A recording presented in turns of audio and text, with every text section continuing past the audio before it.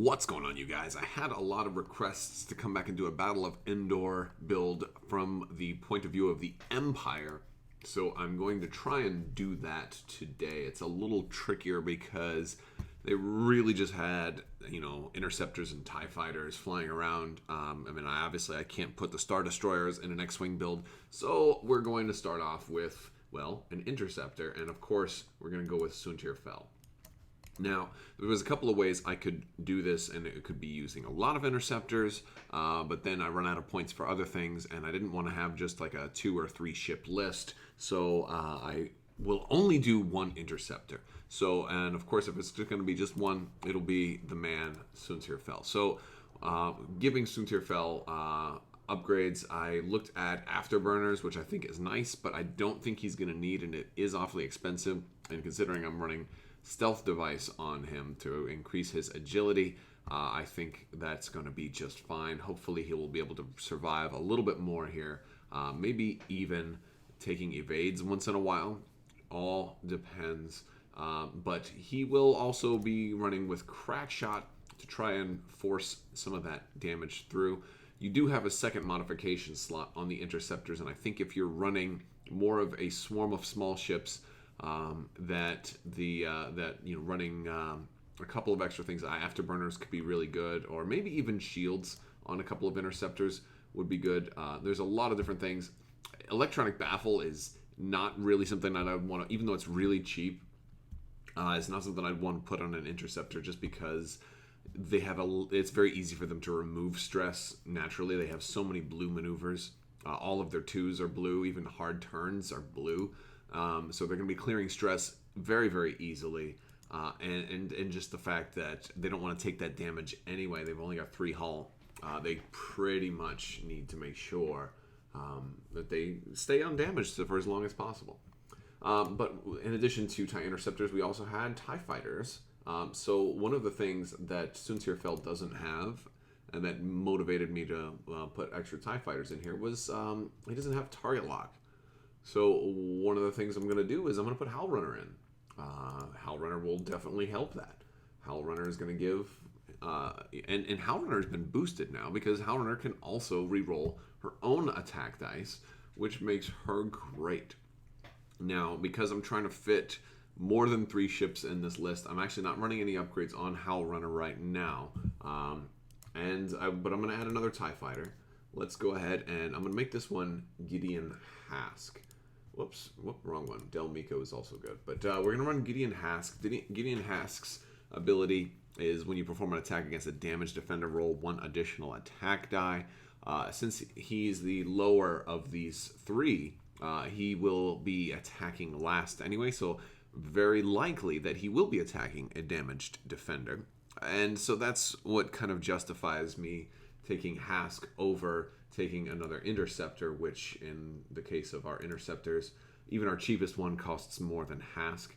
So I figure I get better firing position than an Alpha Squadron pilot, 4 points cheaper, I'm getting 1 less attack die, but I should end up getting the same. So Gideon Hask seems like he's a poor man's Alpha Squadron pilot. And so that's kind of what I'm doing there, because I'm pushing a gimmick in this build to make it work, and it's pushing me to the points limit. So as much as I would love to have multiple interceptors and multiple TIE fighters, I did think of one other ship that was present at the Battle of Endor that is going to work in this case in being thematic, but also give us some tricks, and that is the Lambda. The Lambdas were definitely present at the Battle of Endor. We saw Luke make off with one as he fled the exploding Death Star. And, and of course there were multiple Lambdas, around. They weren't necessarily dogfighting during the heat of the battle, but they were there. So this Lambda, we're going to keep it cheap with the Omicron group pilot, and that's also good because we want somebody to be Initiative 1. We want somebody to be a blocker in this case, and we want specifically to do some very cool things. Now, the bulk of our points are going to go into the crew here, so I'm going to start off with the Grand Inquisitor. First off, the Grand Inquisitor is going to give us a force point, which is always nice. You can always just use that to attack or help you make sure you defend 1, but probably for modifying attack dice. But more likely you'll be using his ability. So after an enemy ship at range 0 to 2 reveals its dial, you may spend a force to perform a white action on your action bar, treating that action as red. All right, so, and what do I have that's a white action? Reinforce. So the Omicron group pilot can now reinforce after an enemy ship reveals their dial. So this is huge. What this means is I can, and again, this is why I want to be at pilot skill 1 here. So anybody that I'm going to try to, like any ace that's on the board, maybe you've got Wedge Antilles or Darth Vader or another pilot skill 6. I want to make sure that I have this Lambda close to your ace. So as soon as you reveal your dial with that ace, I can be like, oh, okay, hold on, pause. I'm going to now coordinate with one of my other ties, which can now barrel roll maybe to block you or boost out of the way, because I'll be able to see what that dial is. When you reveal it, I get to look at it, hence the whole reveal. And then, and me being pilot skill 1 is actually crucial here, because I'm going to need to, I'll be able to do this during the set plan when I'm planning my dial. I can just make sure I'm planning a maneuver that puts me kind of close to the pilot that I'm going to want to use this on. And that's really huge. But then I'm going to put one more crew on here that's going to synergize with this as well. Cyana Ree. So it requires me to have coordinate. After I perform a coordinate action, if the ship I coordinated performed a barrel roll or boost, it can gain a stress token to rotate 90 degrees. So, and now this is just so flexible, because it gives me a lot of different tricks, and this is going to be a really, really fun way to run this Lambda Shuttle. Because let's say I do this just normally. Let's say I'm not even using Grand Inquisitor. Let's say I do it as pilot skill 1. I don't like the way Soontir Fel is facing. I give Cyana Ree, I let him barrel roll and then turn 90 degrees. Then he reveals a blue maneuver, clears that stress. Then he can go ahead and do what he needs to do. Move totally out of a way you didn't expect. And it makes him very unpredictable, because now at pilot skill 1, you've planned all your dials already, thinking that Soontir Fel was going to go straight, and now he's going, he's doing a maneuver you didn't even think was possible, because he's facing a totally different direction. Or the same for any of my other ships, right? But not only that, maybe you have initiative. Maybe Soontir Fel has to move first, and here's where the insurance policy kicks in. Maybe I save Soontir Fel's boost and I don't boost with him. Maybe I just evade and focus or something like that. Or maybe not evade and... Well, I could potentially evade and focus. Or get a focus. But maybe, just maybe, I decide that I want you to reveal your dial for your pilot skill 6.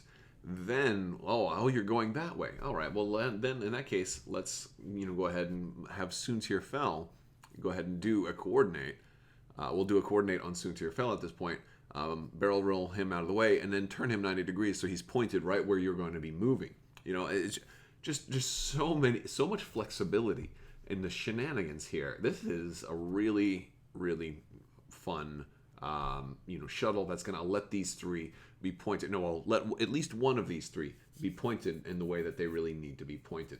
And this also can synergize with Howl Runner or Hask as well, because granted, Soontir Fel is probably going to be pointed where he needs to go anyway, considering he's initiative 6. But people like Howl Runner and Hask may not be. Hask specifically has going to have the hardest time trying to line up those shots. So I think by Cyana Ree giving Hask the ability to turn 90 degrees, I think that's amazing. And again, it's not that big of a deal for him to take a stress. They don't have, like, the TIE fighters don't have the easiest time clearing stress, but it's not the end of the world. But especially with the Interceptors, if you need to turn Soontir Fel, it's a little bit easier for Fel. And that comes in right at 200 points. So, this was really a tricky scenario of, because I wanted to put more upgrades on these other ships, but I don't think they really need it. We don't have any 0-point upgrades yet, so I can't just put, as much as I'd love to have at least a crack shot on each one of them. I think this, this was as cheap as I could make it.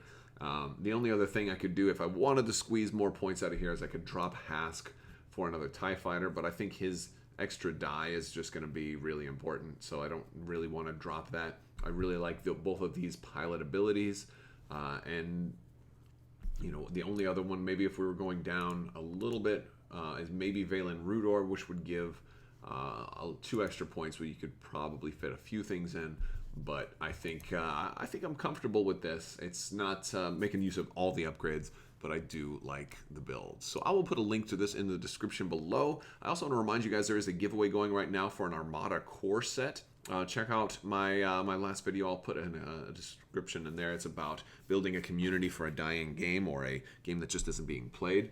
But yeah, check that out as well. My Armada videos are the ones you'd have to be a subscriber and leave a comment on those as well if you want to enter that. And that's about it. So if you like this video, go ahead and give it a thumbs up. Let me know what you think down in the comments below. What kind of lists do you think we should be working on next? Are you excited for the 2.0 launch? Let me know all of these things down in the comments below. What are you going to play first? Are you going to do quick builds first? Or are you going to start list building already? I want to thank you guys so much for watching, and have a great day.